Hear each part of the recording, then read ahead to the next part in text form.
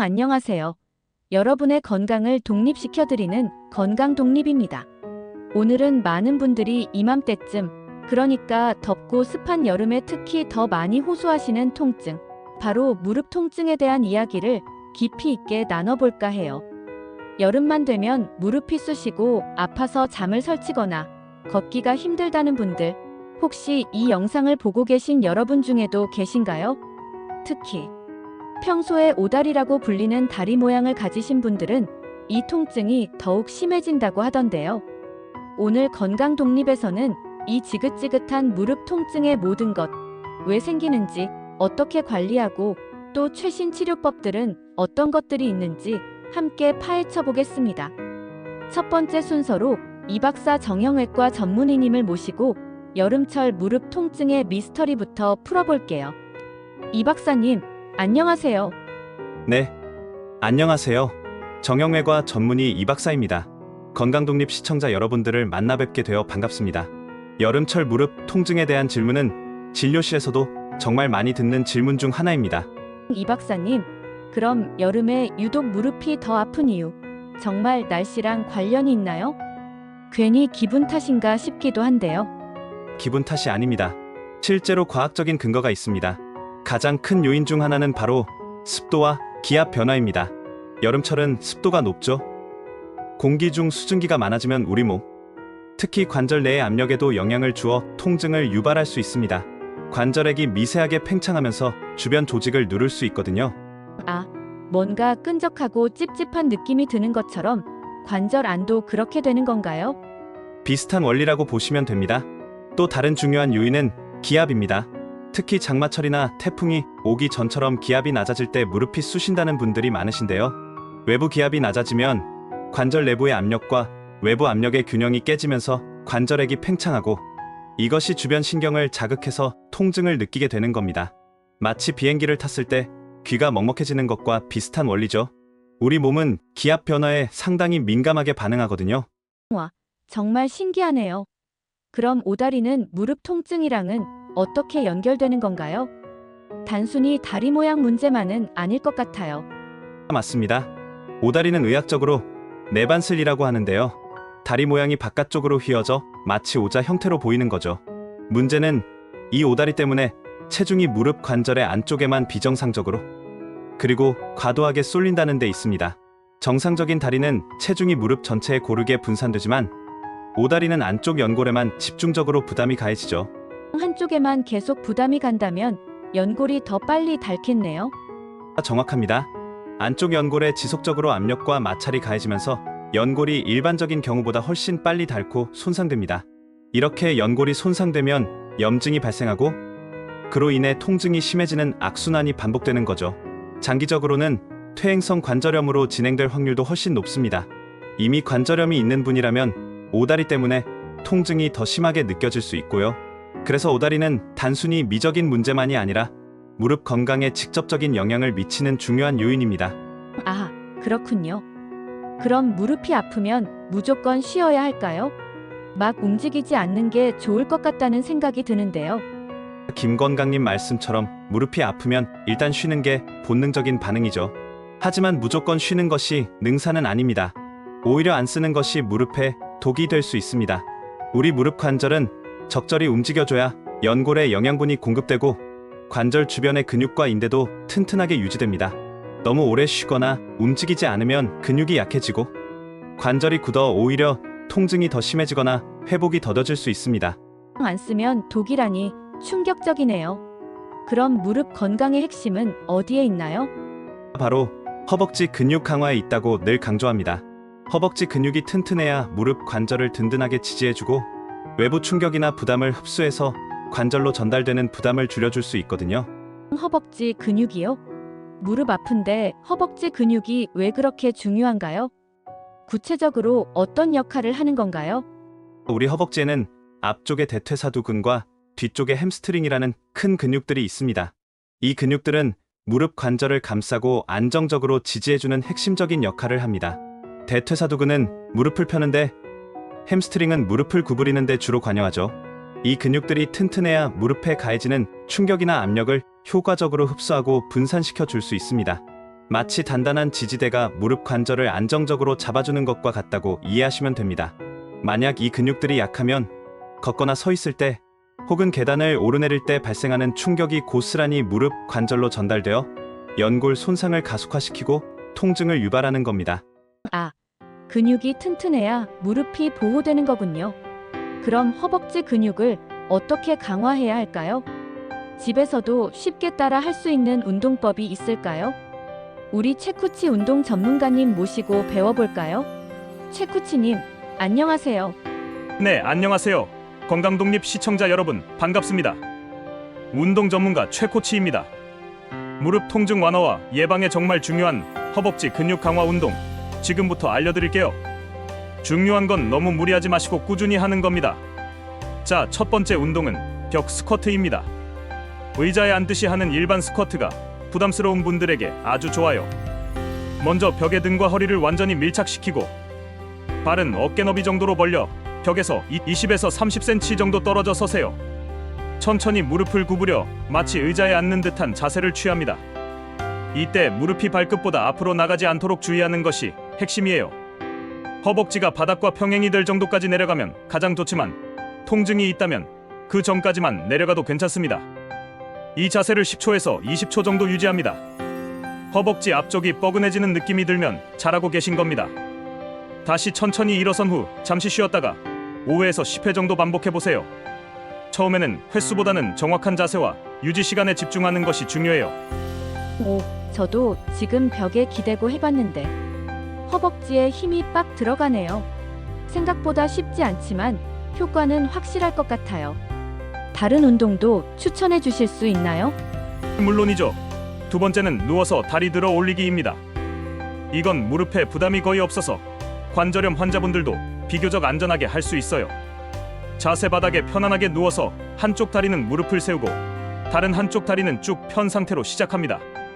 편 다리에 허벅지 앞쪽에 힘을 주어 다리를 천천히 바닥에서 15에서 20cm 정도 들어 올립니다. 무릎은 쭉 편 상태를 유지해야 해요. 2, 3초 정도 들어 올린 상태를 유지한 후 천천히 바닥으로 내립니다. 각 다리당 10회에서 15회씩 2, 3세트 반복해보세요. 다리를 들어 올릴 때 복부에 힘을 주어 허리가 뜨지 않도록 하는 것이 중요합니다. 이건 정말 쉬워 보여서 매일 할 수 있을 것 같아요. 최코치님, 정말 실용적인 정보 감사합니다. 네, 꾸준히 하시는 게 무엇보다 중요합니다. 이 운동들은 무릎 주변 근육을 강화해서 무릎에 가해지는 부담을 줄여주는데 큰 도움이 될 겁니다. 통증이 심할 때는 무리하지 마시고 전문가와 상의 후 운동 강도를 조절하는 것이 중요해요. 네, 운동 전문가님 말씀처럼 꾸준함이 답인 것 같네요. 자, 이번에는 통증이 심하거나 이미 연골 손상이 진행된 경우에 어떤 치료법들이 있는지 다시 이 박사님과 이야기 나눠보겠습니다. 이 박사님, 무릎 연골이 한번 손상되면 재생이 어렵다고 하던데요. 그럼 이미 아픈 사람들은 정말 방법이 없는 건가요? 김건강님, 절대 그렇지 않습니다. 과거에는 연골 손상을 되돌리기 어렵다고 여겼지만 현대의학은 많이 발전했습니다. 연골은 혈관이 없어 스스로 재생되기 어려운 조직은 맞습니다. 그래서 통증이 느껴지거나 검사상 연골 손상이 확인되면 초기부터 적극적으로 치료하고 관리하는 것이 매우 중요합니다. 특히 욱신거리는 통증이 나타나고 계단을 오르내리기 힘들 정도의 중기 관절염이라면 치료를 미루지 말고 전문의와 반드시 상담해야 합니다. 방치하면 말기 관절염으로 빠르게 진행될 수 있거든요. 그럼 어떤 치료법들이 있을까요? 요즘 워낙 다양한 치료법들이 나오던데요. 줄기세포 치료 같은 것도 들었어요. 네, 맞습니다. 크게 몇 가지로 나눠볼 수 있습니다. 먼저 카티스템이라고 불리는 줄기세포 연골 재생술이 있습니다. 이는 손상된 연골 부위에 줄기세포를 직접 주입해서 연골 재생을 유도하는 방식인데요. 줄기세포가 손상된 연골 조직으로 분화하여 새로운 연골을 만들어내거나 기존 연골의 재생을 촉진하는 역할을 합니다. 와, 연골이 재생된다니 정말 놀랍네요. 어떤 분들에게 효과적인가요? 특히 젊은 연령층에서 외상으로 인한 연골 손상이나 중기 관절염 환자들에게 효과적이라고 알려져 있습니다.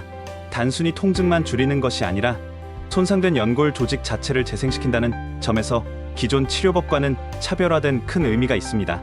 다만 모든 관절염 환자에게 적용되는 것은 아니고 연골 손상의 크기나 위치, 환자의 전반적인 상태 등을 고려하여 신중하게 결정해야 합니다. 이 치료법은 주로 연골 결손 부위가 명확하고 주변 연골이 비교적 건강한 경우에 좋은 결과를 기대할 수 있습니다. 그렇군요. 그럼 줄기세포 치료 외에 또 다른 재생 관련 치료법이 있을까요? 다음으로 혈소판 풍부혈장 치료, 줄여서 PRP 치료도 주목받고 있습니다. 이는 환자 본인의 혈액을 소량 채취하여 원심분리 과정을 거쳐 혈소판이 풍부하게 농축된 혈장을 분리한 후 이를 손상된 관절 부위에 직접 주입하는 방식입니다. 본인 피로 치료한다니 신기하네요. 어떻게 통증을 줄이고 재생을 돕는 건가요? 혈소판 속에는 다양한 성장 인자와 치유 단백질이 풍부하게 들어 있습니다. 이 성장 인자들이 손상된 조직의 재생을 촉진하고 염증 반응을 줄이며 통증을 완화하는 데 도움을 줍니다. 이는 특히 퇴행성 무릎, 관절염의 초기나 중기 단계에서 비수술적 대안으로 많이 활용되고 있습니다. 자기 피를 사용하기 때문에 알레르기 반응이나 부작용 위험이 적다는 장점도 있습니다. 비교적 간단하게 시술할 수 있어 환자 부담도 적은 편이고요. 우와, 정말 다양한 비수술적 치료법들이 있네요. 그럼 가장 심한, 그러니까 연골이 거의 다 닳아버린 말기 관절염 환자분들은 어떻게 해야 하나요? 결국 수술을 해야 한다고 들었습니다. 네, 그렇습니다. 연골 손상이 너무 심해서 보존적 치료나 재생 치료로도 효과를 보기 어렵고 일상생활이 크게 어려울 정도의 중증 관절염 환자분들에게는 인공관절 수술을 고려하게 됩니다. 과거에는 인공관절 수술이 다소 부담스럽고 회복 기간도 길다고 생각하는 경우가 많았지만 최근에는 로봇 인공관절 수술이 도입되면서 수술의 정확성과 안정성이 획기적으로 높아졌습니다. 로봇이 수술을 한다고요? 어떻게 진행되는 건가요? 의사 선생님이 직접 하는 것보다 더 정확할 수 있나요? 네. 김건강님 말씀처럼 로봇이 직접 집도하는 것이 아니라 로봇 시스템의 정밀한 안내와 제어를 받으며 의사가 수술을 진행합니다. 먼저 환자의 무릎 CT 영상 데이터를 바탕으로 로봇이 무릎뼈를 3D 영상으로 정확하게 분석하고 환자 맞춤형 수술 계획을 세웁니다. 수술 중에도 로봇팔이 실시간으로 뼈의 절상량이나 인공관절이 삽입될 위치를 밀리미터 단위까지 정밀하게 조절해줍니다. 그럼 로봇 수술의 가장 큰 장점은 뭔가요? 가장 큰 장점은 정확성과 재현성입니다. 의사가 육안으로 판단하기 어려운 미세한 오차까지도 로봇이 줄여주어 손상된 부위만 최소한으로 정확하게 제거하고 인공관절을 가장 최적의 위치와 각도로 삽입할 수 있습니다. 이렇게 되면 수술 후 인공관절의 안정성이 높아지고 다리 정렬도 더욱 정확해져 수술 후 보행 능력이나 관절 기능이 훨씬 향상될 수 있습니다. 또한 주변 정상 조직의 손상을 최소화하여 수술 후 통증이 줄고 회복도 더 빨라지는 장점도 있습니다. 결과적으로 합병증 위험도 줄일 수 있고요. 특히 경험이 많지 않은 의사라도 로봇의 도움을 받아 안정적이고 정확한 수술을 진행할 수 있다는 점도 큰 장점입니다. 정말 발전된 기술이네요. 그럼 이런 다양한 치료법 중에서 어떤 걸 선택해야 할까요? 제가 만약 무릎이 아프다면 어떤 치료를 받아야 할지 고민이 될 것 같아요. 그게 가장 중요한 질문인데요. 모든 치료법이 모든 환자에게 적합한 것은 아닙니다. 환자의 연령, 무릎, 관절염의 진행 정도, 연골 손상의 범위와 위치, 평소 활동량, 그리고 환자분의 전반적인 건강 상태와 기대치 등을 종합적으로 고려해서 가장 적합하고 효과적인 치료법을 선택해야 합니다. 예를 들어 젊은 분의 초기 연골 손상에는 줄기세포나 PRP를 고려해 볼 수 있고 심한 말기 관절염이라면 로봇 인공관절 수술이 좋은 대안이 될 수 있죠. 그래서 반드시 전문의와 충분히 상담하고 정확한 진단, 즉 엑스레이나 MRI 같은 검사를 통해 본인의 상태를 정확히 아는 것이 무엇보다 중요합니다. 인터넷 정보에만 의존하거나 주변 사람들의 이야기를 듣고 섣불리 판단하기보다는 꼭 병원을 방문하셔서 전문가의 조언을 듣는 것이 현명합니다. 네, 정말 중요한 말씀이네요. 아프면 혼자 고민하고 방치하기보다는 전문가의 도움을 받는 것이 가장 현명한 방법이라는 점 다시 한번 강조하고 싶습니다. 오늘 건강 독립이 여러분의 무릎 건강에 큰 도움이 되었기를 바랍니다. 이 박사님, 최 코치님, 오늘 정말 유익한 정보 감사드립니다. 네, 감사합니다. 건강한 무릎으로 활기찬 여름을 보내시길 바랍니다. 감사합니다. 궁금한 점이나 나누고 싶은 이야기가 있다면 언제든지 건강독립 댓글에 남겨주세요. 다음에도 여러분의 건강을 독립시켜드리는 유익한 정보로 찾아뵙겠습니다. 오늘 함께 해주셔서 정말 감사합니다. 건강하세요.